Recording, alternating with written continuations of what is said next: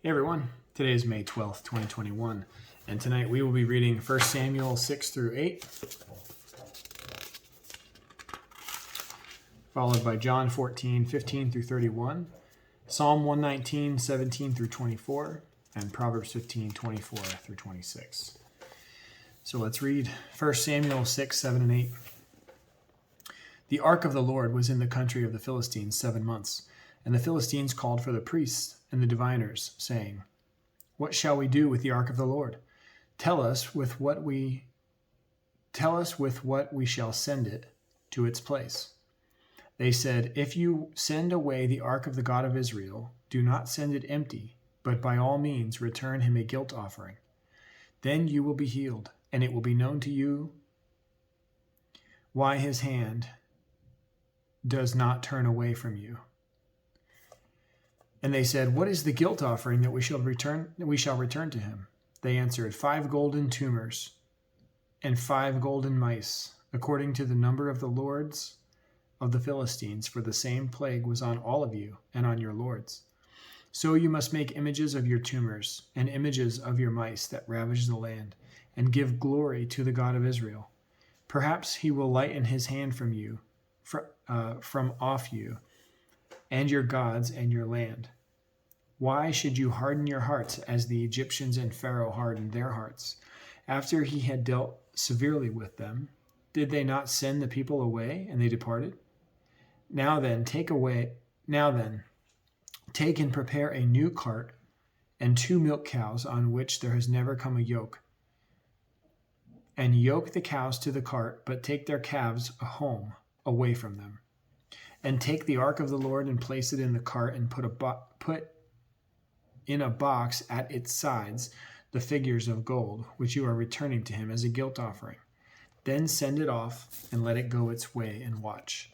If it goes up on the way to its own land, to Beth Shemesh, then it is he who has done us this great harm. But if not, then we shall know that it is not his hand that has struck us. It happened to us by coincidence."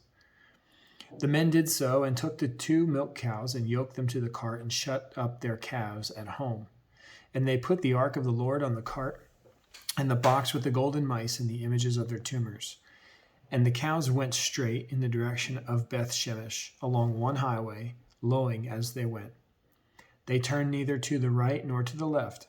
And the lords of the Philistines went after them as far as the border of Beth Shemesh. Now the people of Beth Shemesh were reaping their wheat harvest in the valley. And when they lifted up their eyes and saw the ark, they rejoiced to see it. The cart came into the field of Joshua at Beth Shemesh and stopped there. A great stone was there. And they split up the wood of the cart and offered the cows as a burnt offering to the Lord.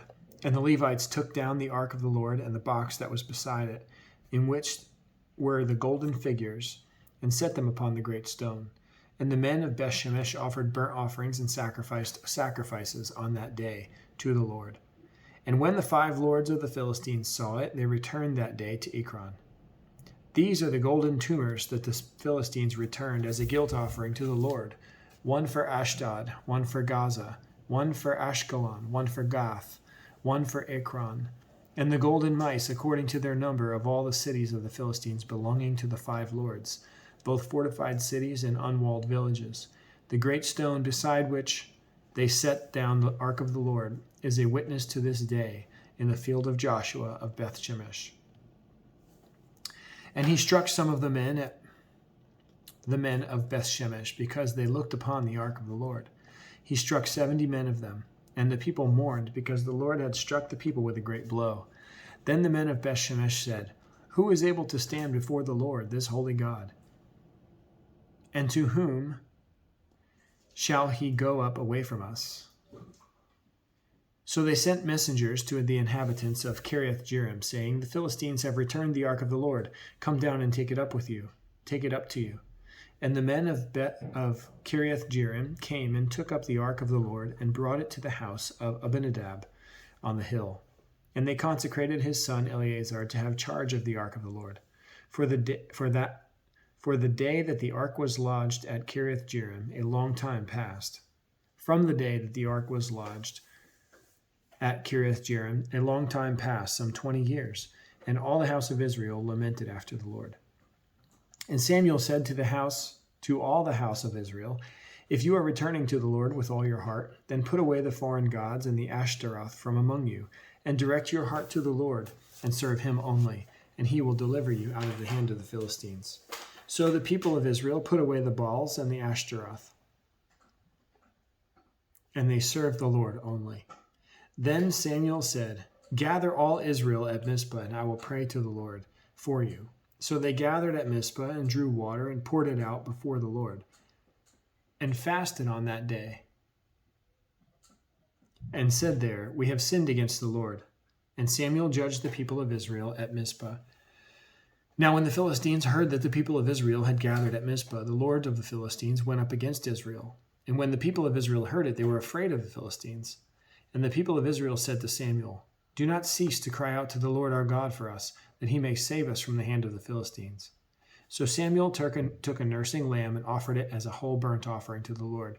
And Samuel cried out to the Lord for Israel, and the Lord answered him.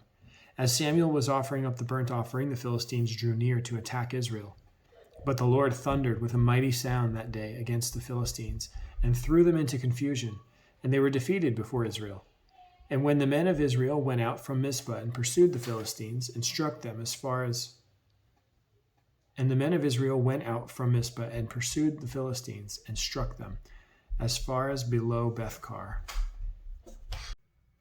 All right, sorry about that. Had to take a quick break, but back with what chapter are we in? 1 Samuel. This looks like 7:12. We'll pick up from there. 1 Samuel 7:12. Then Samuel took a stone and set it up between Mizpah and Shen, and called its name Ebenezer, for he said, till now the Lord has helped us. So the Philistines were subdued and did not again enter the territory of Israel. And the hand of the Lord was great against the Philistines all the days of Samuel. The cities that the Philistines had taken from Israel were restored to Israel, from Ekron to Gath, and Israel delivered their territory from the hand of the Philistines. There was peace also between Israel and the Amorites. Samuel judged Israel all the days of his life, and he went on a circuit year by year to Bethel, Gilgal, and Mizpah, and he judged Israel in all these places. Then he would return to Ramah, for his home was there, and there also he judged Israel, and he built there an altar to the Lord. When Samuel became old, he made his sons judges over Israel. The name of his firstborn son was Joel, and the name of his second Abijah. They were judges in Beersheba. Yet his sons did not walk in the ways, but turned aside after gain. They took bribes and perverted justice.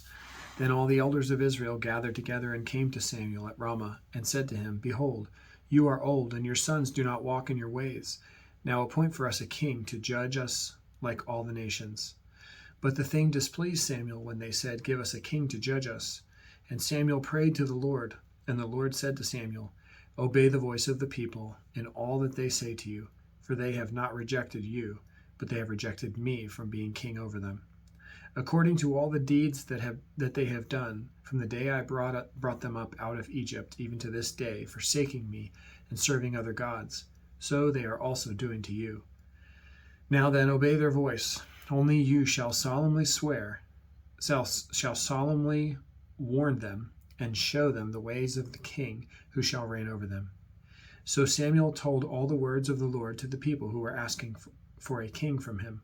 He said, these will be the ways of the king who will reign over you. He will take your sons and appoint them to his chariots, and to be his horsemen, and to run before his chariots. And he will appoint for himself commanders of thousands and commanders of 50s, and some to plow his ground and to reap his harvest, and to make his implements of war, and the equipment of his chariots. He will take your daughters to the perfumers and cooks and bakers, to be perfumers and cooks and bakers. He will take the best of your fields and vineyards and olive orchards, and give them to his servants. He will take the tenth of your grain and of your vineyards, and give it to his officers and his servants. He will take your male servants and female servants, and the best of your young men and your donkeys, and put them to his work. He will take the tenth of your flocks, and you shall be his slaves. And in that day you will cry out because of your king, whom you have chosen for yourselves, but the Lord will not answer you in that day. But the people refused to obey the voice of Samuel, and they said, No, but there shall be a king over us, that we may be like all the nations, that we also may be like all the nations, and that our king may judge us and go out before us and fight our battles. And when Samuel had heard all the words of the people, he repeated them in the ears of the Lord. And the Lord said to Samuel, Obey their voice and make them a king. Samuel then said to the men of Israel, Go every man to his city. John 14:15-31. If you love me, you will keep my commandments, and I will ask the Father, and he will give you another helper to be with you forever, even the Spirit of truth, whom the world cannot receive, because it neither sees him nor knows him. You know him, for he dwells with you and will be in you. I will not leave you as orphans. I will come to you. Yet a little while, and the world will see me no more, but you will see me.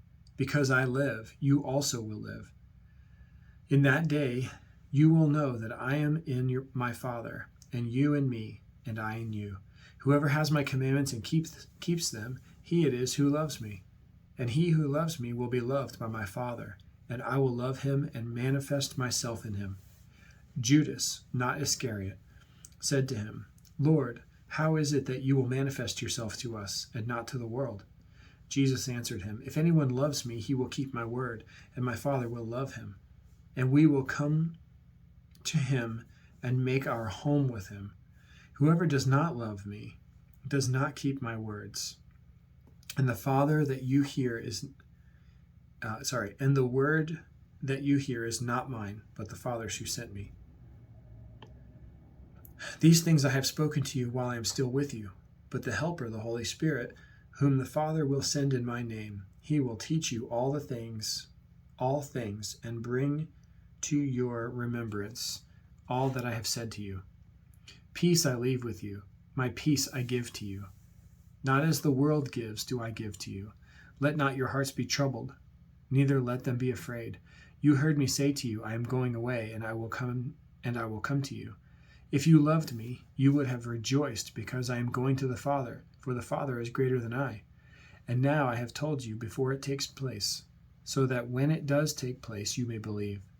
I will no longer talk much with you, for the ruler of this world is coming. He has no claim on me, but I do as the Father has commanded me, so that the world may know that I love the Father.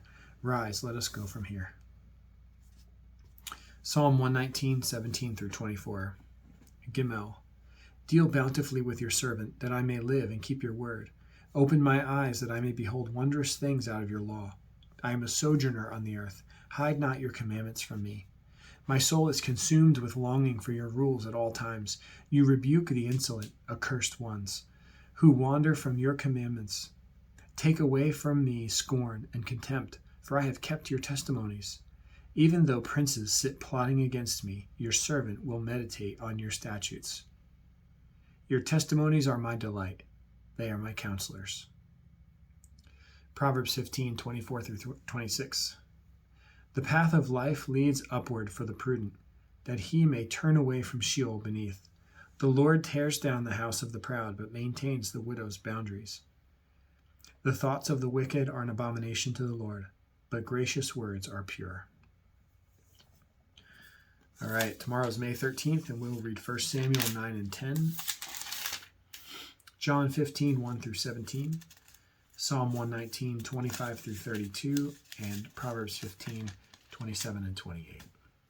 Thanks for reading with me tonight. I hope you're having a great week so far. I'll see you back here tomorrow.